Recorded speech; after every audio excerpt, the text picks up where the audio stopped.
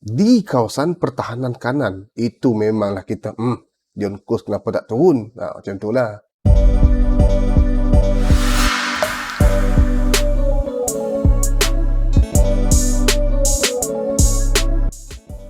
Assalamualaikum warahmatullahi wabarakatuh. Bagi yang belum lagi subscribe channel saya, boleh subscribe sekarang, like dan komen untuk topik yang kita nak loyah dalam video kali ini.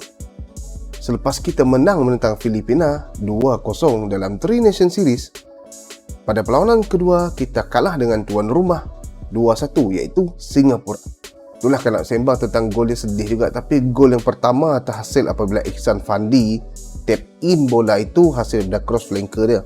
Masuk ke separuh masa kedua, kita lihat Lee Ridon telah menjaringkan gol hasil daripada bantuan oleh Akhil Rashid. Blessing relax dia. Tapi Harimau Melaya tak nak bertahan, dia asyik push untuk menyerang dan akhirnya dihukum oleh Singapura dengan gol yang kedua. Dijaringkan oleh Ihsan Fandi juga, dan kita dapat lihat bagaimana dia telah beat 3 defender yang berada di kawasan tersebut dan dia telah membuat satu shooting yang sangat baik.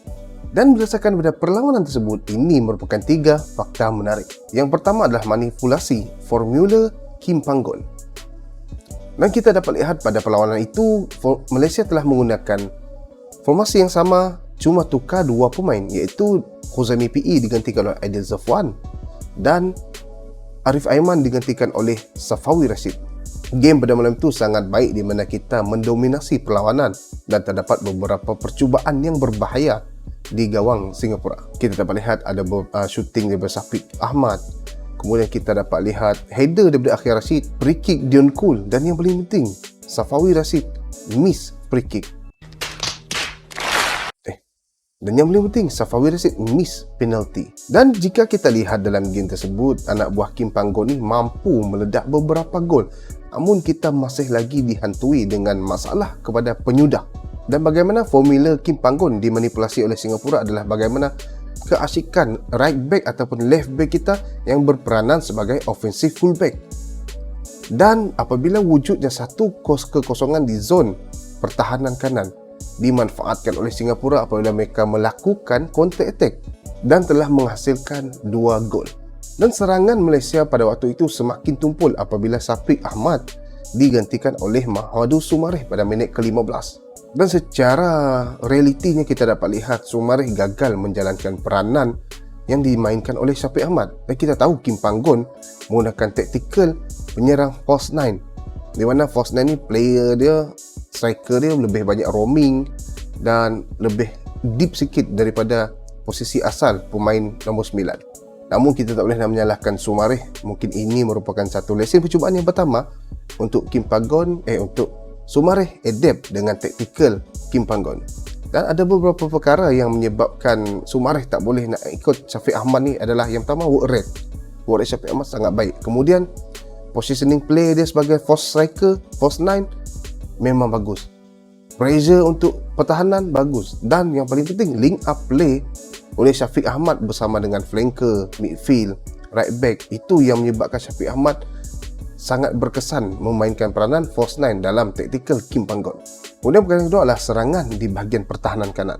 Selesai perlawanan antara Malaysia dan Singapura, maka antara pemain yang menjadi perhatian kita adalah Dion Kool. Kita tahu Dion Kool seorang pemain yang mempunyai status yang tinggi di mana dia bermain di liga yang lebih kompetitif berbanding pemain lain yang berada dalam Harimau Melaya. Jadi kita mempunyai high expectation untuk Dion Kool bermain di posisi kesukaannya iaitu right back. Namun kita tak bolehlah nak salahkan 100% bolos itu disebabkan oleh Dion Kool. Kerana kita tahu dia diberi arahan untuk bermain sebagai offensive fullback, di mana dia lebih banyak membantu dalam bahagian serangan, iaitu dia banyak membantu untuk crossing bola dan membuat forward run di bahagian wide attacking right. Setakat ni saya tak nampak lagi dia masuk ke dalam kotak penalty macam wingback yang dilakukan oleh pemain-pemain di kelab-kelab gergasi seperti Cancelo, lagi Arnold, Regulon, macam tu lah. Gergasi tu Regulon main Spurs. Wait a minute.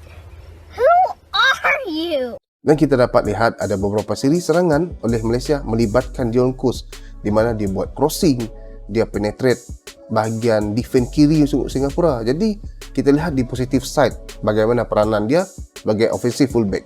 Namun macam biasalah, kita akan kabur disebabkan oleh 2 gol yang bolos di kawasan pertahanan kanan. Itu memanglah kita Dion Kos kenapa tak turun? Macam itulah. Kita lihat macam mana gol pertama Dion Kos sempat mengejar, tapi dia tak sempat untuk block crossing tu. Dan yang paling sedih adalah gol kedua di mana kita dapat lihat 3 defend tercegar di situ saja dan tidak dapat mengekang pergerakan Ihsan Fandi yang mengayamkan 3 defender tersebut. Dan perkara yang terakhir adalah bagi Kim Panggon Masa adalah tidak adil sebenarnya untuk kita menilai prestasi keseluruhan Malaysia berdasarkan kekalahan ke atas Singapura. Dan sebenarnya terdapat beberapa impak yang positif apabila Malaysia dikendalikan oleh Kim Panggon selama 10 hari di Singapura. Dan antara perubahan yang kita dapat lihat pada Harimau Melaya adalah saya suka dari segi fast build up attacking mereka. Apa yang menariknya sebenarnya tentang fast build up game yang dibuat oleh Kim Panggon ni adalah apabila defend ataupun midfield intercept bola, maka fullback akan buat larian ke bahagian wide attacking dan kita dapat lihat flanker akan masuk ke dalam box. Kita bagi contohlah bagaimana shooting Syafiq Ahmad yang terkena palang. Shooting Syafiq Ahmad yang terkena tiang. Hasil daripada larian Dion Kos dan dia cross kepada Syafiq Ahmad. Kemudian kita dapat lihat gol Akhir Rashid yang pertama. Ko Bin Ong dapat bola, itu bukan intercept lah, itu build up, memang slow build up lah. Ko Bin Ong hantar kepada Akhir Rashid dan Akhir Rashid boleh shoot bola. Kemudian kita dapat lihat gol yang kedua oleh Akhir Rashid di mana bola itu di-intercept oleh midfield ataupun pertahanan dan dia terus hantar ke bahagian wide attacking right. Dan di situ kita dapat lihat peranan Syafiq Ahmad yang suka roaming di antara kiri ataupun kanan dan dia collect bola, dia cross kepada Akhir Rashid dan kita lihat flanker masuk ke dalam box. Namun sekali lagi saya tegaskan, forward runs yang dibuat ini adalah berisiko apabila kita bermain di bahagian attacking pihak lawan dan bola itu di-intercept. Kita tahu Haris Harun ada itu, ada Safwan Baharudin. Bila kita di-intercept, maka di situ kita dapat lihat peranan defensive midfield untuk berjaga-jaga di bahagian yang expose. Tapi agak penat lah. Tapi kalau kita nak banding dengan Tang Cheng Ho, adakah Kim Panggon lebih baik? Tak boleh banding dulu sebab baru 2 perlawanan. Tapi tak ada istilah lebih baik kerana setiap jurulatih ada resepi ataupun rahsia taktikal dia sendiri. Kita nak kata Ting Cheng Ho dulu gagal, dia pernah bawa Malaysia pergi ke kelayakan Piala Asia. Tengok bagaimana performance Malaysia sebelum berlakunya endemik COVID ni. So, kesimpulannya setakat ini Kim Panggon telah menunjukkan kredibiliti dia yang baik sebagai jurulatih buat Malaysia.